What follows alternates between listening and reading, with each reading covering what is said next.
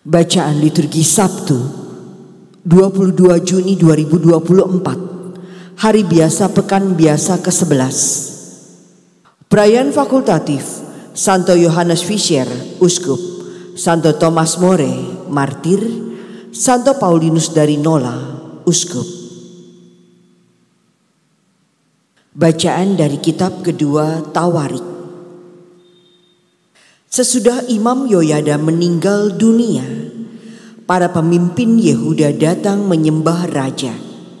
Sejak itu raja mendengarkan mereka. Mereka meninggalkan rumah Tuhan, Allah nenek moyang mereka, lalu beribadah kepada tiang-tiang berhala dan patung-patung berhala. Oleh karena kesalahan itu, Yehuda dan Yerusalem tertimpa murka.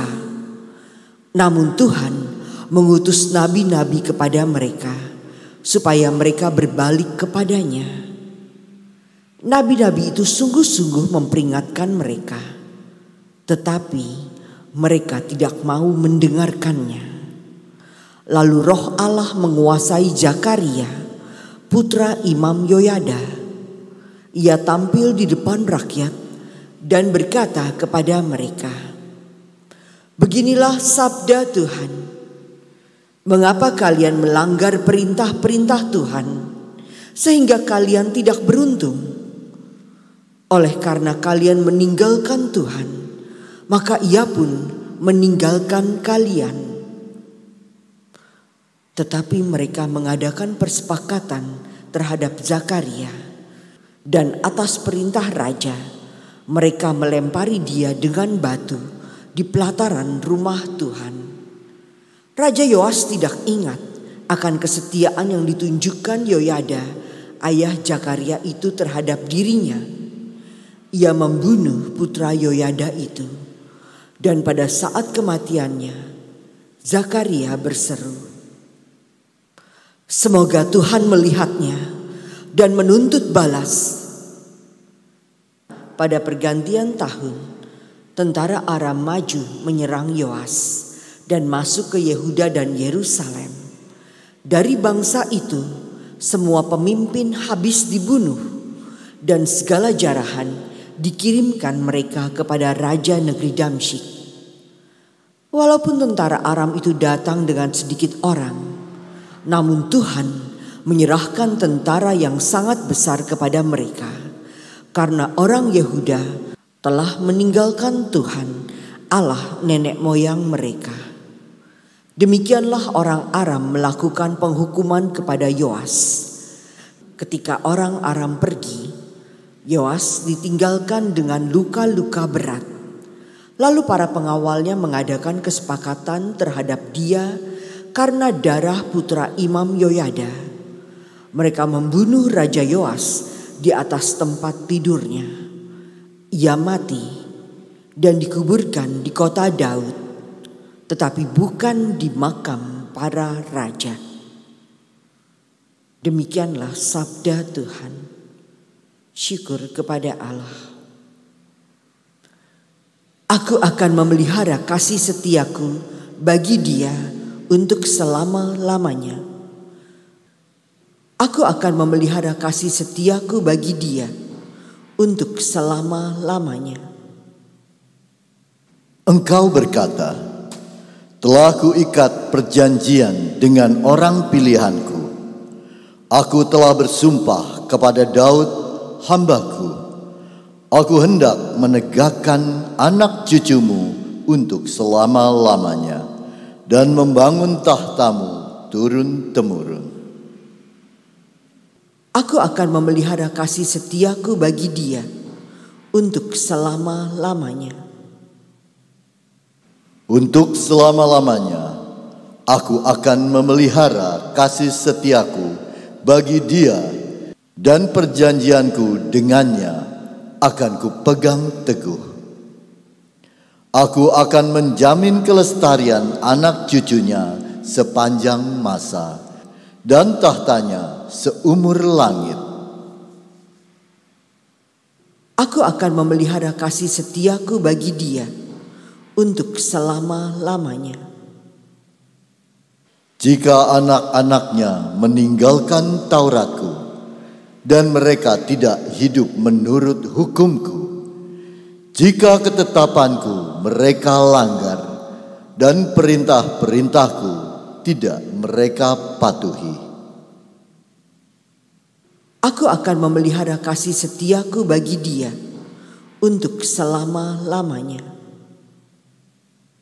Maka akan kubalas pelanggaran mereka dengan gada dan kesalahan mereka dengan pukulan-pukulan. Tetapi kasih setiaku tidak akan kujauhkan daripadanya, dan aku tidak akan berlaku curang dalam hal kesetiaan. Aku akan memelihara kasih setiaku bagi dia untuk selama-lamanya. Haleluya, haleluya. Yesus Kristus telah mencari miskin sekalipun ia kaya, agar berkat kemiskinannya kalian menjadi kaya. Haleluya, haleluya.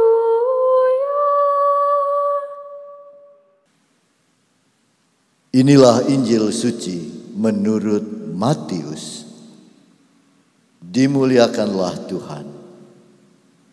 Dalam khotbah di bukit, berkatalah Yesus, "Tak seorang pun dapat mengabdi kepada dua tuan, karena jika demikian, ia akan membenci yang seorang dan mengasihi yang lain, atau ia akan setia kepada yang seorang dan tidak mengindahkan yang lain.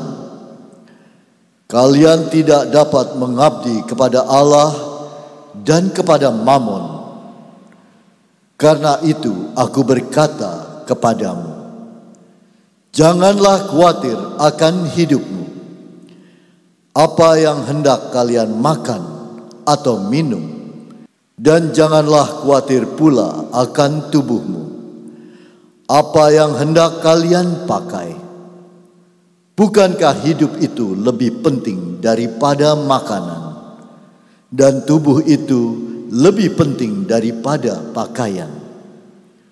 Pandanglah burung-burung di langit yang tidak menabur dan tidak menuai, dan tidak mengumpulkan bekal dalam lumbung, toh diberi makan oleh Bapamu yang di surga. Bukankah kalian jauh melebihi burung-burung itu? Siapakah di antara kalian yang karena kekhawatirannya dapat menambahkan sehasta saja pada jalan hidupnya? Dan mengapa kamu khawatir akan pakaian? Perhatikanlah bunga bakung di ladang, yang tumbuh tanpa bekerja dan tanpa memintal. Namun aku berkata kepadamu, Salomo dalam segala kemegahannya pun tidak berpakaian seindah salah satu dari bunga itu. Jadi jika demikian Allah mendandani rumput di ladang, yang hari ini ada dan besok dibuang ke dalam api, tidakkah ia akan melebihi lagi mendandani kalian, hai orang yang kurang percaya? Maka janganlah kamu khawatir dan berkata, apakah yang akan kami makan? Apakah yang akan kami minum? Apakah yang akan kami pakai? Semua itu dicari bangsa-bangsa yang tidak mengenal Allah. Akan tetapi Bapamu yang di surga tahu bahwa kalian memerlukan semuanya itu.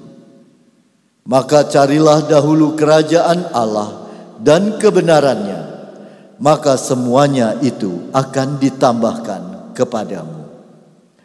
Sebab itu, janganlah kamu khawatir akan hari esok, karena hari esok mempunyai kesusahannya sendiri. Kesusahan sehari cukuplah untuk sehari. Demikianlah sabda Tuhan. Terpujilah Kristus.